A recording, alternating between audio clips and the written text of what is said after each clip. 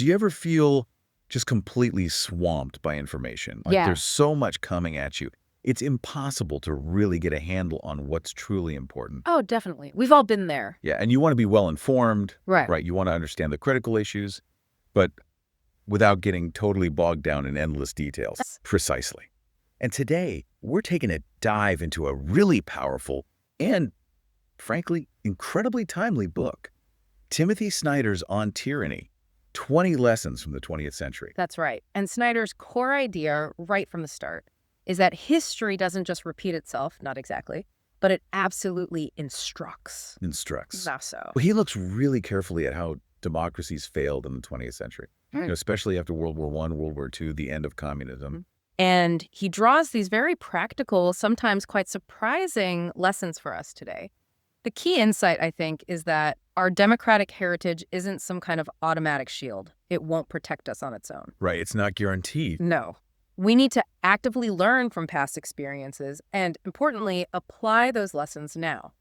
So our mission today, then, is to distill some of the most critical nuggets of knowledge from these 20 lessons. Yeah, boil it down. We want to give you concrete insights, ways to recognize and maybe resist those subtle shifts toward tyranny. Okay, let's unpack this. Snyder kicks us off with a powerful, almost counterintuitive first lesson. Do not obey in advance. What's the core idea Snyder wants us to grasp right away? Well, the most startling insight here, I think, is that tyranny often gets its initial power not through, brute force, but through our own voluntary compliance. People they instinctively try to anticipate what a new, more repressive regime might want. It gets ahead. Exactly. And then they just offer it their services, their silence, maybe their alignment without even being asked. Snyder calls this anticipatory obedience. Anticipatory obedience. And it effectively teaches power what it can get away with.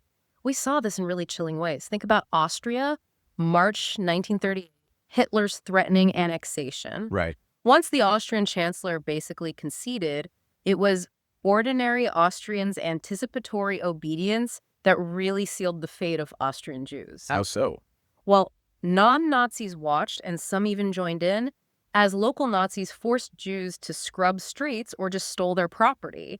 This voluntary participation, even by people who weren't actual Nazis, it gave the high Nazi leadership the blueprint, It showed them what was actually possible. Tragically, it foreshadowed Kristallnacht later that year. So it's a demonstration of how these seemingly small acts of just going along pave the way for absolute horrors. Precisely. And that idea of anticipatory obedience is chilling. It shows how fast power can consolidate. It makes perfect sense, then, that Snyder's next vital lesson is defend institutions. What's the biggest misconception people have about how institutions protect us? Or maybe how they don't? You've really hit on it. The gravest mistake is just assuming these structures are self-sustaining, that they'll automatically protect our rights just by existing. Right, like they're on autopilot. Exactly. Snyder uses this example of a German Jewish newspaper in February 1933. They expressed this, misplaced trust in Hitler, believing a number of crucial factors hold powers in check. A common view at the time, I imagine. Very common. But Snyder warns us, rulers who come to power through institutions can, and often will, change or even destroy those very institutions, especially if they've kind of announced their intentions beforehand. So they use the system to undermine the system. Precisely. The Nazis had a term for it, Gleichschaltung. It literally means coordination or making uniform. Gleichschaltung. Yeah. And it wasn't always about outright destruction. Sometimes it was more about depriving institutions of their vitality, turning them into mere shells of what they were. So they look the same on the outside. Right. But they no longer resist. Instead, they actually start to serve the new authoritarian order. That's insidious. A really subtle form of control. It is. So the lesson for us, for you listening, is that you have to make these institutions yours.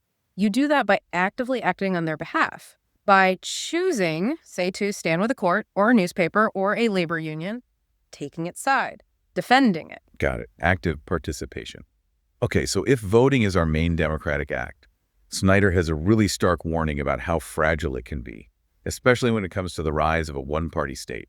So his next lesson, beware the one-party state. What's the danger here that maybe an engaged voter might overlook? Well, the often overlooked danger is that one-party rule doesn't always arrive with, tanks in the streets. Right.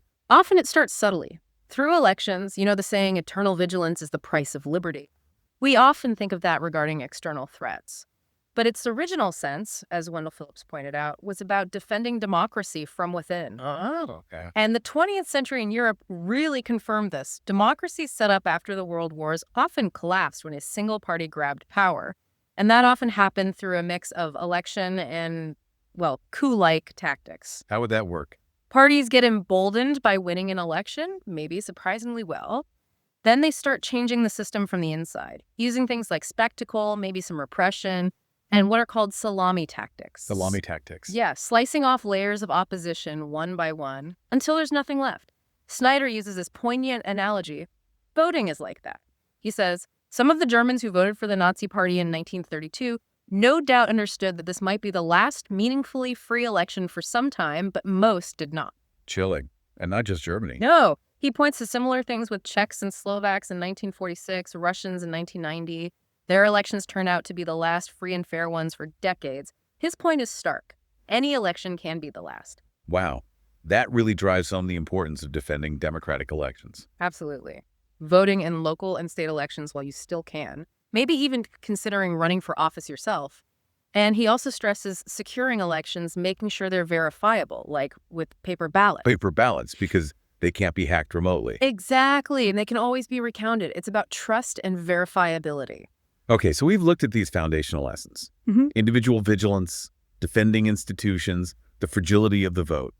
Snyder then shifts focus to something maybe even more pervasive.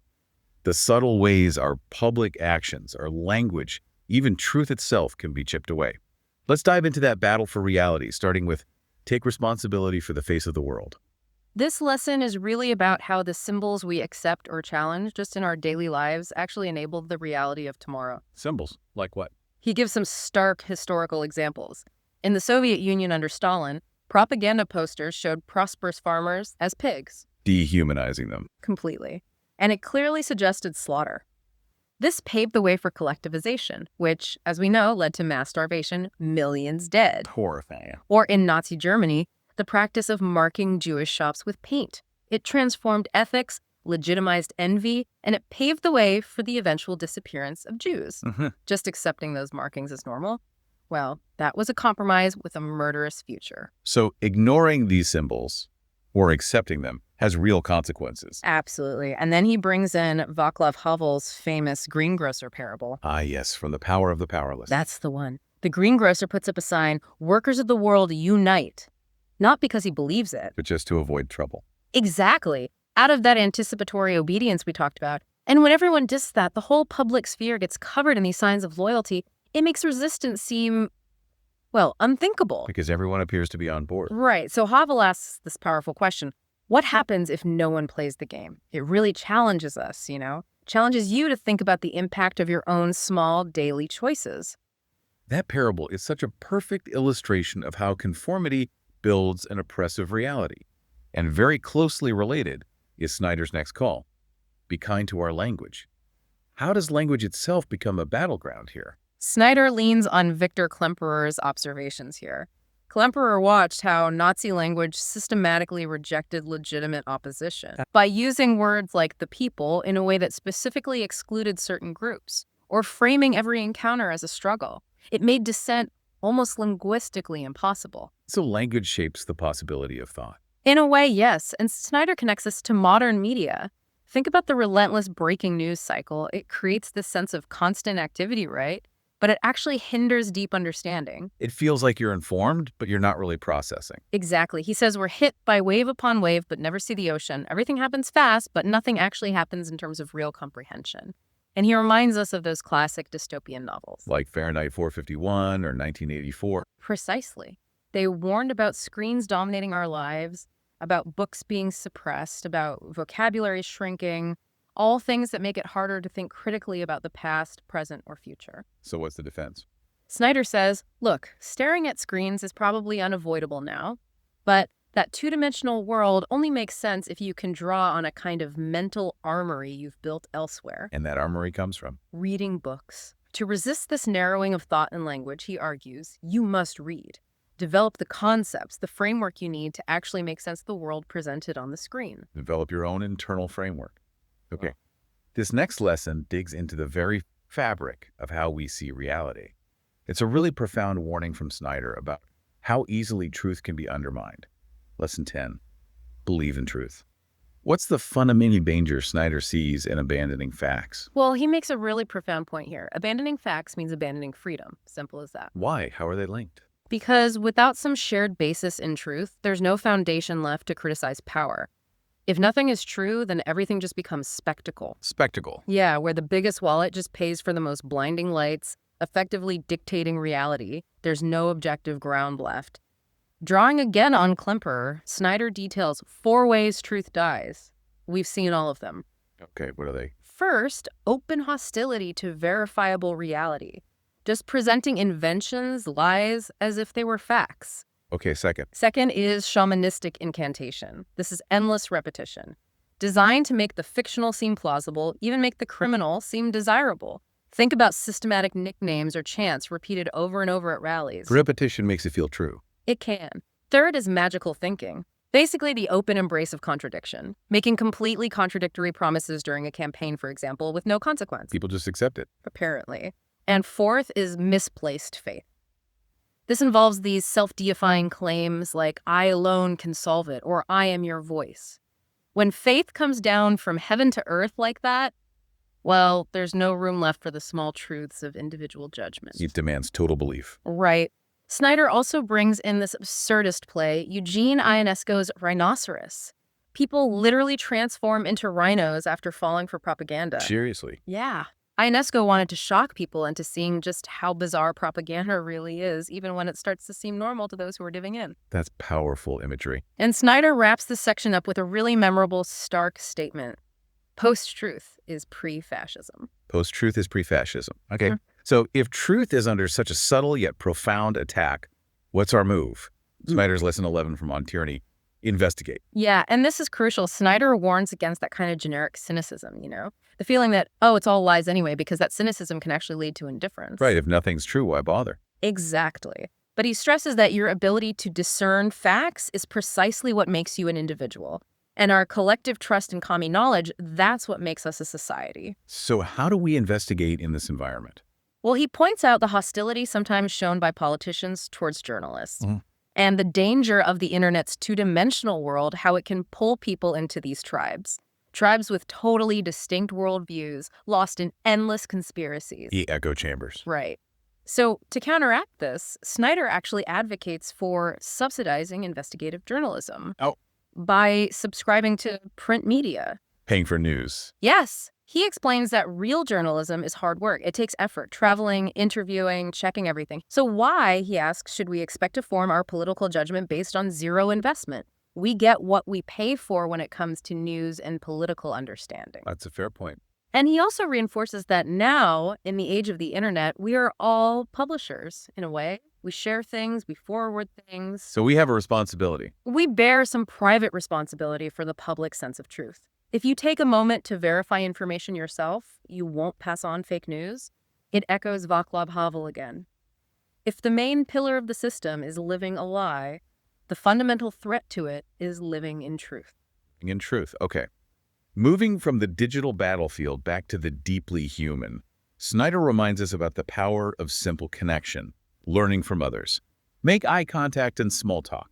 It sounds almost trivial, but he argues it's profound. It really is. He points out that memoirs from victims of tyranny, they consistently recall how their neighbors treated them. The small interactions mattered. Hugely. A simple smile, a handshake, just a word of greeting, things that are totally banal in normal times, they took on immense significance. When friends or neighbors looked away or crossed the street to avoid contact, that's when fear really grew. Isolation breeds fear. Exactly. So Snyder suggests that in uncertain times, just by affirming everyone around you, you can be sure that some people will feel better.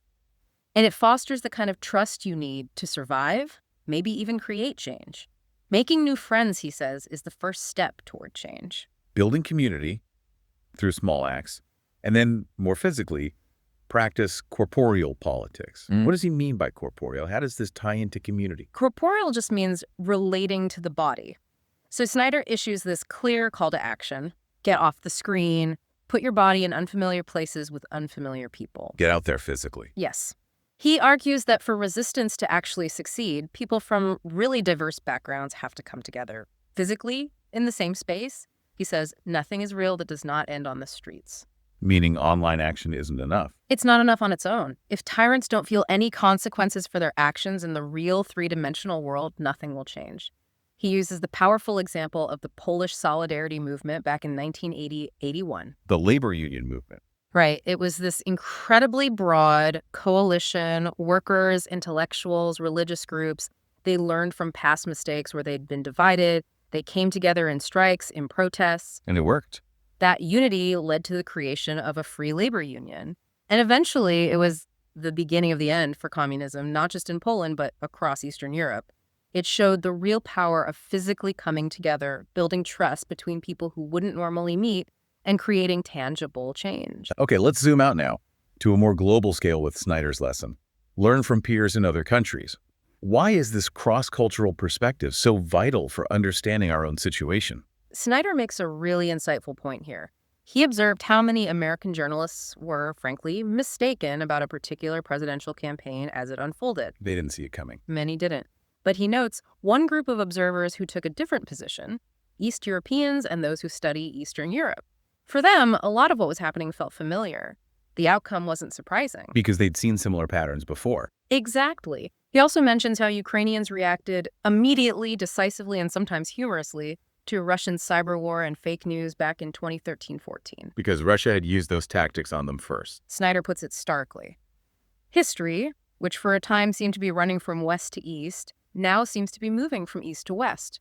Everything that happens here seems to happen there first. Wow.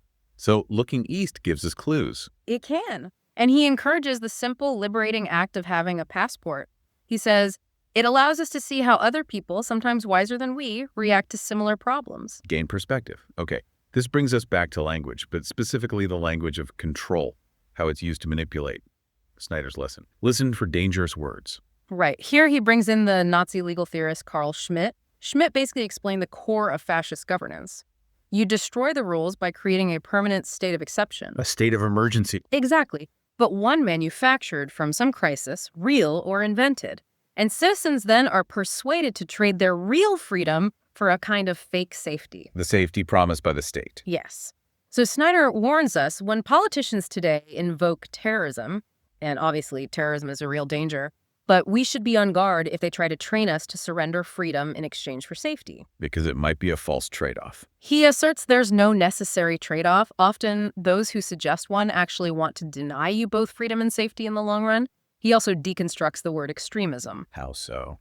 He notes it doesn't really have a doctrine. Authoritarians love using it to label anyone who isn't in their self-defined mainstream, which effectively makes extremism mean, well, almost everything except what is actually extreme. Tyranny itself. That's a clever inversion. And when those dangerous words have done their work, when the worst seems to be happening, Snyder's 18th lesson from On Tyranny is, be calm when the unthinkable arrives. This seems almost impossible. Be calm. It does sound counterintuitive, right? But Snyder frames modern tyranny as essentially terror management. He uses the Reichstag fire, February 27th, 1933, as the absolute archetype.